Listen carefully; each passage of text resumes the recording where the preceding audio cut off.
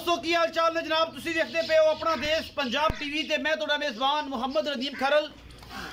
सब तो पहले अपने चैनल को करना है सब्सक्राइब ते बेल आइकन ते क्लिक करना है कि अच्छी ते बेहतरीन वीडियो तो नोटिफिकेशन हमेशा की तरह वीरां नूं मिलता रहे ते वीर देखते रहन। आज जनाब वीडियो बड़ी लाजवाब होने वाली है। अल्लाह के खास फजल नाल चार जनाब झोटियां और एक माली लेके हाजिर हुए हैं। गल्लां ने इंशाल्लाह खास नीली के तोहफे ने और खास बाहर दी झोटियां ने। एक भी जानवर अल्हम्दुलिल्लाह नीली तो बाहर नहीं है। पहले नंबर तो जनाब साढ़े कोलों बड़ा खूबसूरत एक पीस आता है, लेने देने बाकी मुकद्दर ने।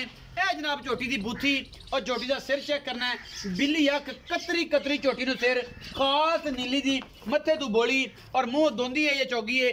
ये आप बाद गल्लां करांगे या कच्ची खीरी है, ये सारा कुछ सामने आ जाना है। अल्लाह के फजल नाल खास तोहफे नीली बार दे लेने देने मुकद्दर ने। अपना देश पंजाब टीवी ने हमेशा दम सुट लिया जी।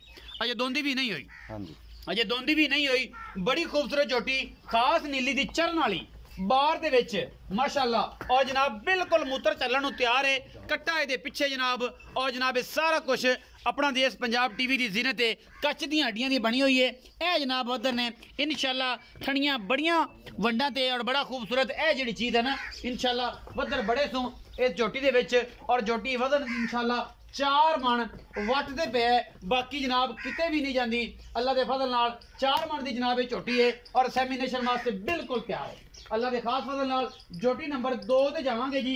इसकी तसल्ली तो बाद लेने देने मुकद्दर ने। झोटी नंबर 2 जी खास नीली दी। कोई बंदा कहे झोटी नीली तो बाहर है जनाब वो साढ़े ही शर्त होगी कि जनाब सारिया झोटियां को नीली तो बाहर कढ़ देवे। ए जनाब मुछ बगी बिल्ली अख और मैं तो गिट गिट पशम सारा दिन दरिया चरण वाली और जनाब फिरन फिराने वाली ये जनाब झोटी है। खास नीली का भी तोहफा है। मुछ बगी मत्थे ते जनाब फुल्ली है और जनाब कुंडा सिंह काठा में लाई फिरदी है। अल्लाह के फजल नाल बड़ी सुथरी झोटी खुडा हड्डी एक कुहाड़े वर्गी और जनाब सोहना थान पिछले पैर चिट्टे। ये भी खास नीली दी दरिया दे विच गुल बड़ा आला लग्या होया है। कट्टी नूं दोंदी चौगी है खीरी है। ये जनाब मालक सारियां गल्लां दसेगा। पिछे जनाब कट्टा इस टाइम बिल्कुल मौजूदा जनाब मूत्र सुंघदा फिरदा है। कट्टा जिहड़ा है बिल्कुल सैमिनेशन वास्ते तैयार ने। यह हुणे सारे हिसाब किताब विच ही लग जाने ने क्योंकि कट्टा विच सुंघदा फिरदा झोटियां नूं लेने देने बाकी मुकद्दर ने। झोटी नंबर 3 जी यह जनाब झोटी नंबर 3 ने। बिल्लियां अखां दी मुश्कण है, शाह काली अख चिट्टी ते शाह काली है सारी आप गिठ गिठ पशम इस झोटी दे उत्ते और जनाब झोटी खास तोहफा है नीली बार दा लेने देने बाकी मुकद्दर ने। थणा दियां वंडां सुथरी हर पासों पूरी छड़ दो जी लम्मी जान दो।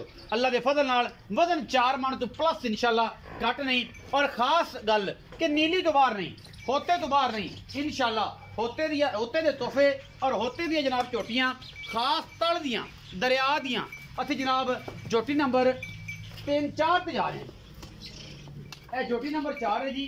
अल्लाह के खास फजल नाल इंशाल्लाह तुहानूं पसंद आणगियां ये झोटियां और आखिर ते माली विखावांगे इंशाल्लाह जिन्हें तुसीं आप देख के तसल्ली करनी है। यह जनाब झोटी नंबर 4 है वजन 4 मन है अल्हम्दुलिल्लाह।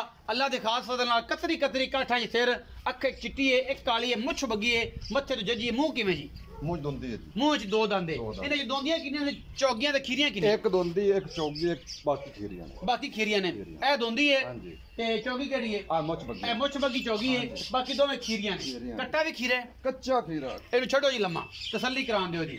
ये झोटी नंबर 4 है अल्हम्दुलिल्लाह। अल्लाह के खास फजल नाल झोटी ने गुल झोटी सिर सुट के टुरदी है अल्हम्दुलिल्लाह। लेकिन यह है कि खास तोहफा है नीली बार दा लेने देने बाकी मुकद्दर होंदे ने। अपना देश पंजाब टीवी ने हमेशा नीली बार दिखाई है इस हट के कुछ नहीं दिखाया। आ गई जनाब गल कट्टे दे जिन्होंने माली कहते हैं। माली साडा अल्लाह के फजल नाल दुनिया तो अनोखड़ा है और जनाब तुसी आप वेखोगे भी और तुसी वेख्या भी होना है। यह जनाब कट्टा है बिल्ली अख कट्टे दी बूथी कट्टे दी तुसी चेक कर लेनी।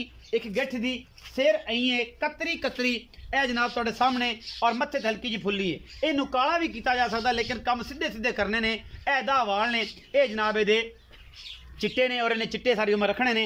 ए सिर है कतरी कतरी और कट्टा पुत्रा वर्गा है। वजन 4 मन कट्टे का खीरा कट्टा है और माशाअल्लाह ये जनाब माली मूतरी जनाब पट्टी फिरदा है और जनाब मझां दे उत्ते झोटियां दे उपर ये फिरदा है चढ़दा। छड्डो जी इनू पता लग जाए और आप विखाना है कि जनाब किन्ने परसेंट ये जनाब झोटियां नू सुंघदा है या नहीं सुंघदा।